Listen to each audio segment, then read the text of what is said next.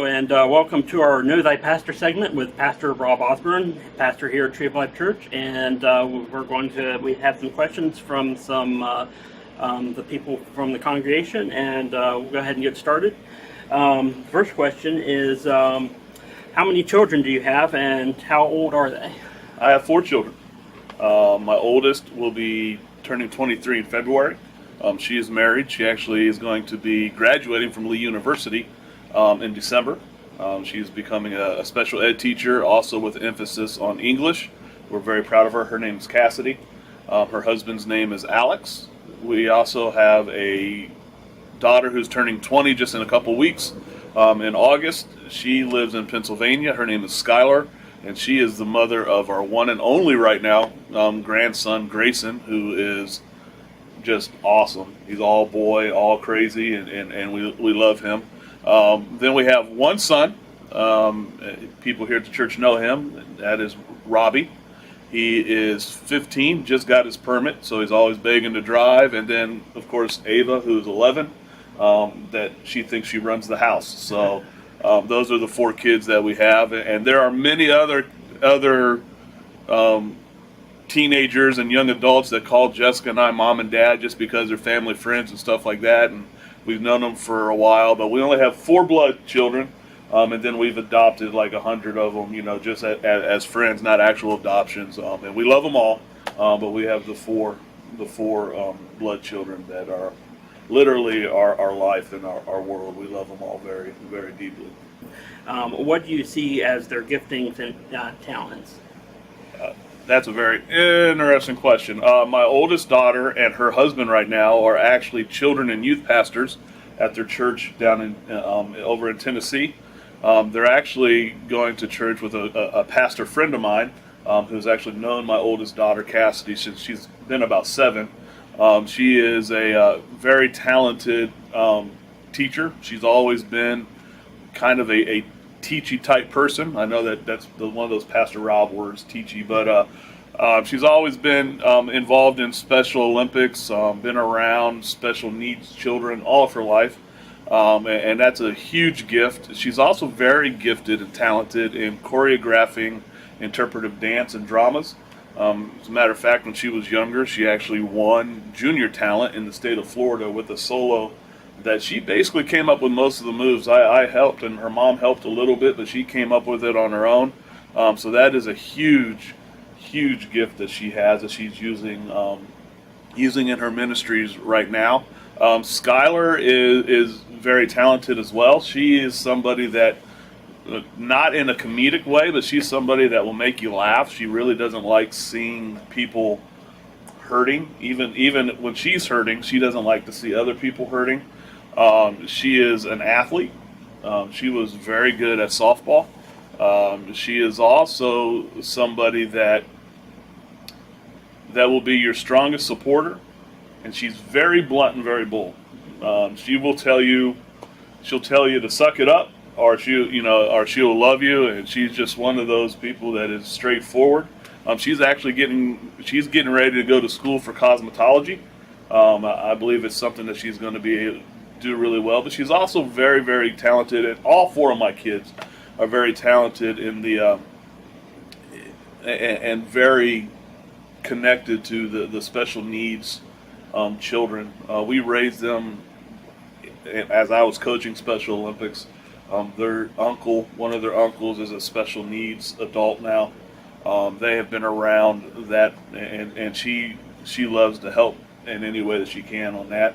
I joked around with her the other day about maybe she should go coach, and she says, "No, Daddy, I can't coach." And she probably couldn't coach. It'd be kind of funny to watch, but that's true. And but she does a lot. She has a lot of hidden talents and gifts that she don't even realize that she has. She's a character. She does characters just to make you laugh, and she knows how to do a few of them to get Daddy to laugh, and I miss that. I miss both of my 2 oldest that are out of the house. Robert has many gifts and talents as well. He, for those who don't know, he's playing baseball. He plays baseball for Philo. He loves baseball. He also is working on basketball. I don't know if he's going to play or not. He's a really good athlete. But he's also, and he's probably going to kill me for saying this, but he's probably one of the most tender-hearted teenage boys that I know. He doesn't like to see people in pain. He doesn't like to see people hurting. And he really knows how to include people, including people that many people see as outcasts. And he's taken on the role of big brother for Ava, since they're the only two in the house. But there are other people that, younger people than him, that he kind of big brothers, and really kind of invests time. He doesn't even realize he's doing it. But there are young men that are looking up to him now, which is weird because I see him still as little Robbie, but now he's the 15-year-old, and some of the 12 and 11-year-old guys and 13-year-old guys are looking up to him, and he's also very good at making friends. He's very adaptable. With all of our moving around, he's had to learn how to do it, and he does a very, very good job at it. I'm very proud of him. I'm very proud of the young man that he's turning into be. And Ava, let's just say Ava's all over the board. She's a drama queen, for sure. She's 11. Those of you who've had preteen daughters understand that. She's also very athletic. She's playing softball. She's learning how to play softball. She's wanting to play volleyball and basketball. So we're going to work on that for her. She's getting ready to go into middle school, which is absolutely crazy. I don't think Jessica and I are ready for that, but we got school supplies for her. She's ready to go. She's also very good at making friends. And just like her older two sisters, she has a tendency of making friends with the outcasts, just like my Robert does the same thing. And she takes a lot of them under her wing, and tries to, not forcefully, but through being friends, tries to help in situations like that. And she's also very tenderhearted. She's a very emotional girl, and when she sees friends and people her age going through emotion, she almost goes through them with them, even if she don't know what's going on, just because she wants to be able to be there and love and support her friends. So I'm very proud of all four of them, and I believe that God has great things ahead for my children, all four of them, and I can't wait to see, as they go from young adults to more mature adults. I can't wait to see what God has for them. So it's awesome to watch, and I can't wait to see how crazy my grandson drives Skylar, because it's called paybacks. And those grandparents out there know what I'm talking about. Paybacks are awesome, so I just can't wait to see that. Who do you most identify with in the Bible, and why?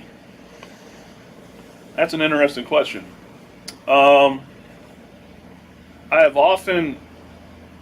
don't really try to compare myself to a lot of the characters, but I've often said that I believe anybody can fit in part of David's life. If you look at David's life and study it, there's always a part that everybody can plug themselves into and say, I've been there. But truthfully, I identify myself more with the prodigal son than any of the real biblical superheroes. Just because of the way that my life turned out when I was younger. I was raised in church. My grandfather was a great minister. Was ministering from the age of 18. I have said that man probably knew or had forgotten more of the Bible than what I even pray to hope to know. He was just, that's a great teacher. He pastored many churches, started many churches. He was an open Bible standard churches minister. My father is also an ordained minister and a pastor. I was raised in church. But I also ran from my calling. I went crazy, did a lot of things that I shouldn't have done, moved away. And I was so blinded by things that I was doing that I even thought at one point I was a Christian and I was still living and doing whatever I wanted to. It wasn't until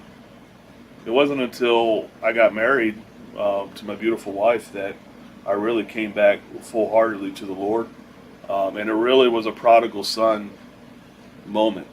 I realized that he was there waiting on me with his arms open wide, and when I got there, he didn't care what I smelled like, looked like, what I was wearing, what I wasn't wearing, what I was doing.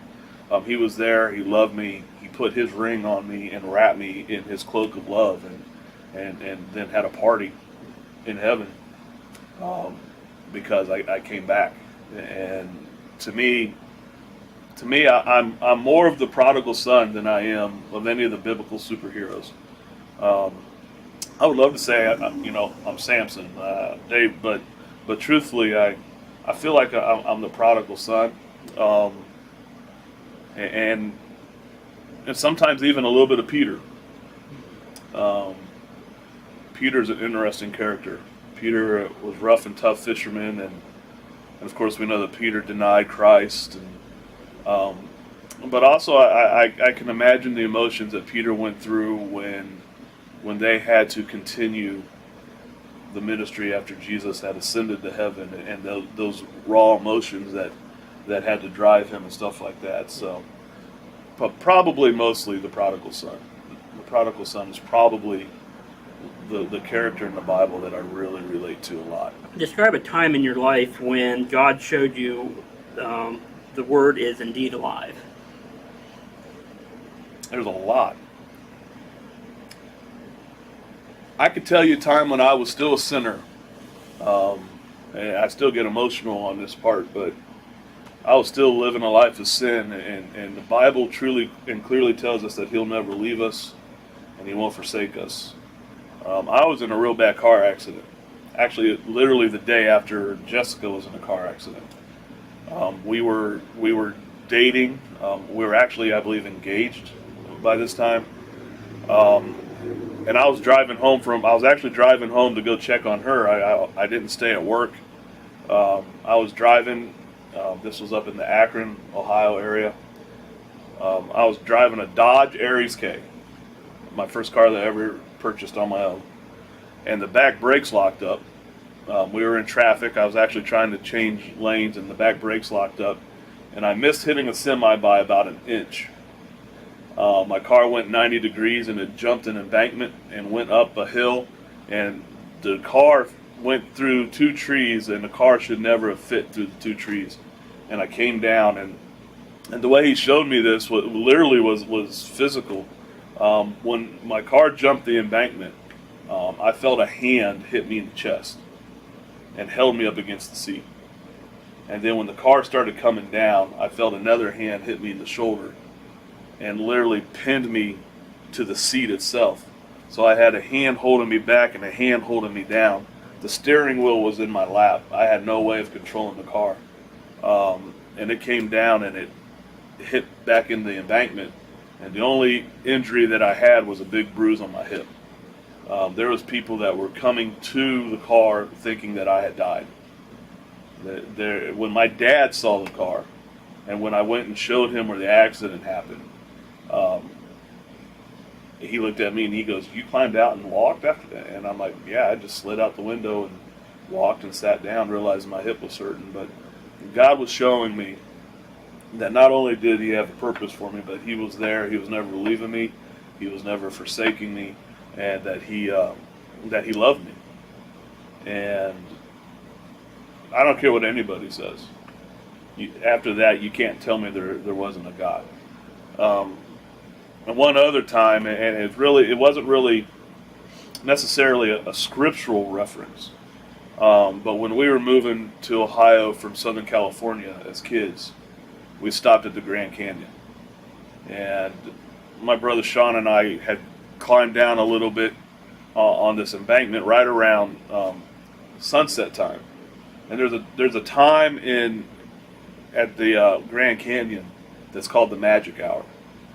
I don't believe in magic, but it's so beautiful. It's right when the sun's going down behind the mountain and it hits the side of the canyons, and those colors just glow. And I remember coming up after my mom was kind of all upset because she hates heights and she thought we were in danger, which we probably were, but we were young teenagers. We didn't care. I remember coming up and I looked at my mom and I looked at my dad and I said, if anybody doesn't believe in God, they need to come right here and see this, because this wasn't an accident. You know, Paul Bunyan and his big blue ox didn't create this like some of the folklore says. This was definitely created by the hand of God. And I remember clearly saying that. And that was also a way that God was showing me that his word was alive and that he created everything. And there's no way that something like that could have happened by accident. It was just awesome. It was awesome. Okay, and this question is a little more of a simple, lighthearted question. What makes you smile? Kids' laughter. Kids' laughter makes me smile. My wife has this look every once in a while that she does, and she doesn't even realize she does it, but it's almost like an innocent look. I can't even explain it, but that makes me smile. Any kind of sporting event that I used to participate in makes me smile. There's a lot that really makes me smile, but really kids' laughter. I love the sound of kids' laughter. I love the sound of my grandson's laughter. Anytime I'm anywhere close to my grandson, even when I'm FaceTiming him, there's not only a smile on my face, but a smile in my heart. But kids' laughter for sure is something that just, if kids' laughter can't put a smile on your face, then you probably need to pray a little bit more, because it's just an awesome sound. Okay, that's it for this segment. We're going to have this video on YouTube and on Facebook, so you can like the Facebook page and you can subscribe to the YouTube channel if you would like to see more of these videos.